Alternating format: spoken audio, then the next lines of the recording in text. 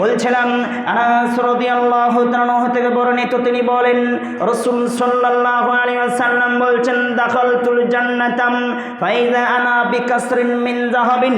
আল্লাহর নবী বললেন, আমি জান্নাতে প্রবেশ করেই হঠাৎ দেখলাম বিশাল এক চকচকে স্বর্ণের বিল্ডিং, মিন যাহাবিন, স্বর্ণের বিল্ডিং দেখতে পেলেন, বিশাল প্রাসাদ দেখতে পেলেন।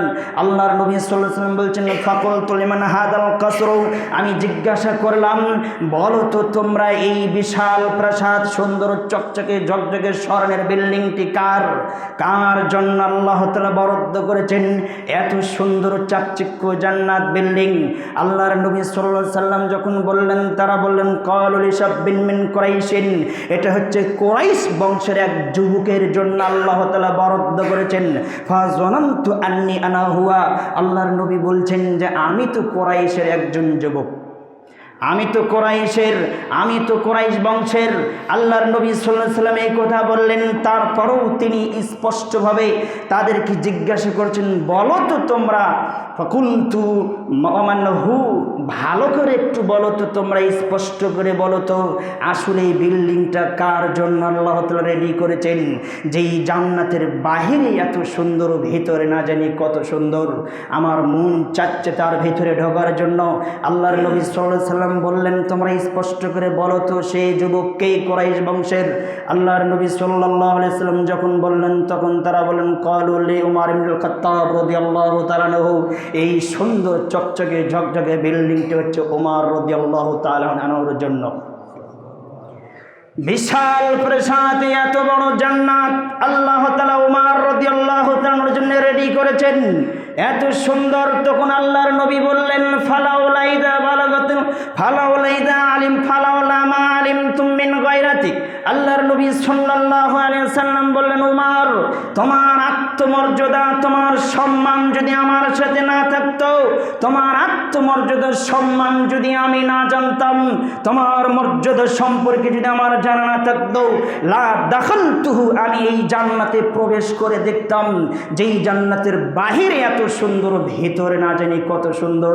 যেই জান্নাতে ঢুকতে আমার মন চাইল, তবে তোমার বড় আত্মমর্যাদা, তোমার সম্মান অনেক। আল্লাহর নবী সাল্লাল্লাহু আলাইহি ওয়াসাল্লাম যখন এই কথা বললেন, তখন উমর রাদিয়াল্লাহু তাআলা বললেন, আলাইকা ইয়া রাসূলুল্লাহ সাল্লাল্লাহু আলাইহি ওয়াসাল্লাম তাগরলি, আল্লাহর নবী আপনি আমার আত্মমর্যাদা নিয়ে এইভাবে চিন্তা ফিকির করেন। তিনি এইভাবে কথা বলতে বলতে উমর রাদিয়াল্লাহু তাআলা কেঁদে দিলেন। এত সম্মানী মানুষ, এত মর্যাদাশীল মানুষ উমর রাদিয়াল্লাহু তাআলা, তাহলে আপনাদেরকে আমি কি দেব যে এই জান্নাত তাদের জন্য কিভাবে আল্লাহ তাআলা বরাদ্দ করে রেখেছেন। তারাও মানুষ, আমরাও মানুষ, সেও মানুষ, আমরাও মানুষ। আল্লাহ তাআলা তাদের জান্নাত দিবেন আগে তিনি বলে দিয়েছেন। আল্লাহর নবী সাল্লাল্লাহু আলাইহি ওয়াসাল্লাম এইভাবে জান্নাতের বিবরণ দিয়েছেন। বলছিলাম, জান্নাত একটি শান্তির জায়গা, তৃপ্তির জায়গা, যেখানে অশান্তির কোনো কারণ নেই। শেষে একটি হাদিস বলছি, ভালো করে মনে রাখতে হবে। আবি হুরায়রা রাদিয়াল্লাহু তাআলা থেকে বর্ণিত, তিনি বলেন, ক্বালা সালাসাতুন লা তারানা আইনুহুমুন নার ইয়াউমাল কিয়ামাতি। আল্লাহর নবী সাল্লাল্লাহু আলাইহি ওয়াসাল্লাম বলছেন, তিন শ্রেণীর ব্যক্তির জন্য তিন শ্রেণীর চক্ষুর জন্য জাহান্নামকে হারাম করা হয়েছে। তিন শ্রেণীর ব্যক্তির চক্ষু জাহান্নাম দেখবে না। এক, আইনুন বাকাত মিন খাশিয়াতিল্লাহ, যে ব্যক্তি আল্লাহর ভয়ে কাঁদে। কখনো কাঁদেন কি?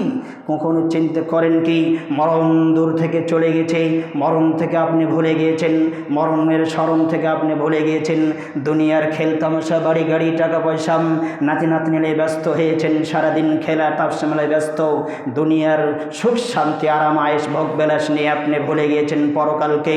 মরণ আপনার কাছ থেকে দূরে সরে গিয়েছে।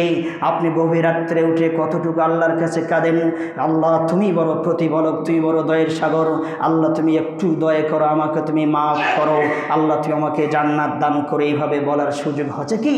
কোনোদিন আপনার সুযোগ আপনি পেয়েছেন কি? গভীর রাত্রে উঠে কাদার সময় আপনার নেই। আল্লাহর নবী বলছেন, তিন শ্রেণী ব্যক্তির জন্য, তিন শ্রেণী ব্যক্তির চক্ষুর জন্য জাহান্নামকে হারাম করা হয়েছে। এক, আইনুন বাকাত মিন খাশিয়াতিল্লাহ, যে আল্লাহর ভয়ে কাঁদেন। দুই, ওয়াইনুন হারাসাত ফি সাবিলিল্লাহ, যে আল্লাহর রাস্তায় পাহারা দেয়, যে কল্যাণকে খেয়াল করে কল্যাণ থেকে দূরে থাকেন। আল্লাহর নবী সাল্লাল্লাহু আলাইহি ওয়াসাল্লাম বলছেন, ওয়াইনুন গাজাবাত আন মাহারিমিল্লাহ। শেষ পর্যায়ে যে কথাটি বললেন সেটা হচ্ছে, যেই চক্ষু বেগানা নারীকে দেখে নিচু হয়ে যায়, আল্লাহর নবী বলছেন সেই ব্যক্তির জন্য জাহান্নামকে হারাম করা হয়েছে। শেষের বাক্যটি খুবই কঠিন, খুবই জটিল। শেষের বাক্যটি খুবই কঠিন, খুবই জটিল। বেগানা নারীকে দেখে চক্ষুকে যে নিচু করবে সেই ব্যক্তির জন্য জাহান্নাম হারাম করা হয়েছে। আপনি কি পারেন সারাদিন টিভি তো চালিয়ে রাখছেন ঘরের ভেতরে, আর বলেন যে আমি মুসলিম, সেজদা ঠিকই করছেন, আর ছেলে মেয়েকে লেগে দিয়েছেন রাস্তায় বেগানা অবস্থায়। বলছিলাম জাতিকে পাপী করে জান্নাত পাওয়ার চেষ্টা করেন না, নিজের স্ত্রীকে নিজের মেয়েকে রাস্তায় খোলামেলা রেখে আর মসজিদের তাহাজ্জুদ মসজিদে সেজদা করে জান্নাত পেতে চান, অসম্ভব, জান্নাত হবে না। বলছিলাম এক পাপ তিন ভাবে বিভক্ত। মনে রাখেন, আপনার মেয়েকে যদি 1 লক্ষ পুরুষ দেখে থাকে, 1 লক্ষ পুরুষই পাপী। 1 লক্ষ পুরুষ দেখে যত পাপ হয়েছে, এই পাপের জবাব আপনাকে দিতে হবে বিচারের মাঠে। এই 1 লক্ষ পুরুষের পাপের জবাব আপনার মেয়েকে দিতে হবে। 1 লক্ষ পুরুষের পাপের জবাব আপনার স্ত্রীকে দিতে হবে। অত সহজ মনে করেন না। 1 পাপ 3 ভাবে বিভক্ত। জাতিকে পাপী করে জান্নাত কানার চেষ্টা করেন না। নিজের স্ত্রী নিজের মেয়েকে সাবধান করুন, আপনি হেফাজতে রাখুন, পর্দার ভেতরে রাখার চেষ্টা করুন, জান্নাত হবে ইনশাআল্লাহ। আল্লাহর নবী বলছেন 3 শ্রেণী ব্যক্তির জন্য জাহান্নাম হারাম করা হয়েছে। 1, যে ব্যক্তি আল্লাহর ভয়ে কাঁদে। 2, যে ব্যক্তি আল্লাহর রাস্তায় পাহারা দেয়।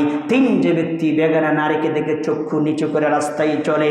আল্লাহর নবী বলছেন যে গাভীর বাঁট থেকে দুধ দহন করার পরে পুনরায় যেমন গাভীর বাঁটের ভেতরে দুধ ঢোকানো সম্ভব, সম্ভব না অসম্ভব? অসম্ভব। আল্লাহর নবী বলছেন এই 3 শ্রেণী ব্যক্তির জাহান্নামে যাওয়া অসম্ভব। আল্লাহর নবী বলছেন এই 3 শ্রেণী ব্যক্তির জাহান্নামে যাওয়া অসম্ভব। সুয়ের ছিদ্র দিয়ে ফাল ঢোকে যেতে পারে, কিন্তু ঢোকে না। ঢোকে কি? ঢোকে না। আল্লাহর নবী বলছেন এগুলো সব ঘটে যেতে পারে। অমাবস্যার রাত্রে চাঁদ উঠে যেতে পারে, আপনার সুয়ের ছিদ্র দিয়ে ফাল ঢোকে যেতে পারে, এগুলো সব কিছু ঘটতে পারে। আম গাছে জাম ধরতে পারে, তবে ধরে না। তবে কলম কাটে আরেকটা জোড়া লাগালে ধরে। বর্তমান আইটেম বের হয়েছে। তবে আল্লাহর নবী বলছেন এগুলো সব কিছু ঘটে যেতে পারে। তবে আল্লাহর নবী বলছেন এই 3 শ্রেণী ব্যক্তির জাহান্নামে যাওয়া অসম্ভব। এরা জান্নাতে যাবেই। তবে শেষের বাক্যটি খুবই কঠিন, যে চক্ষুকে নিচু করে বেগানা নারীকে দেখে। অতএব শেষ পরামর্শ যেটা হচ্ছে, নিজেকে বাঁচাতে হলে 3টি কাজ করতে হবে। 1, আপনার বাড়িতে থাকতে হবে, জরুরি দরকার ছাড়া ঘর থেকে বের হওয়া যাবে না। এই উপদেশ আল্লাহর নবী সাল্লাল্লাহু আলাইহি ওয়াসাল্লাম 1500 প্রায় 1500 পূর্বে দিয়েছেন সেই জামানের জন্য। আল্লাহর নবী বলছেন দ্রুত গতিতে যেই কাজের জন্য যাবেন, দ্রুত গতিতে সেই কাজ ছেড়ে বাসায় ফিরবেন। 1, আপনার ঘরে থাকতে হবে। 2, যেই কাজের জন্য যাবেন দ্রুত গতিতে যাবেন, দ্রুত গতিতে আবার ফিরে আসতে হবে।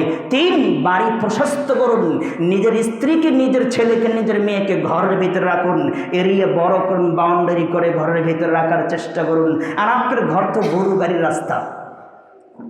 আপনি পর্দার কি বুঝেন?